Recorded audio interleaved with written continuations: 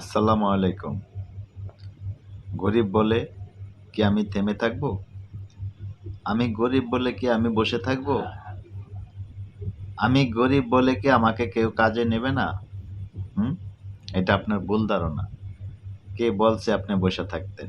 কে বলছে আপনি গরিব? গরিব হয়ে কে জন্মায় না। প্লাস আপনার স্থান আপনাকেই তৈয়ার করতে হবে। আপনার পজিশন আপনাকেই তৈয়ার করতে হবে। আপনি কি করবেন? আপনি ইচ্ছা করলে ১০০ কোটি টাকার মালিকও হতে পারেন। আর ইচ্ছা করলে আপনি ঘরে বসেও খাইতে পারেন। ওইটা আপনার ইচ্ছার উপরে। আপনি ইচ্ছা করেন যে আমি এটা আমার দ্বারা হবে। আপনি যদি বলেন যে না আমার দ্বারা কিছু হবে না তাহলে তো আপনি হেরে গেলেন। বাট আমাদের লাইফ আমাদের এনজয়।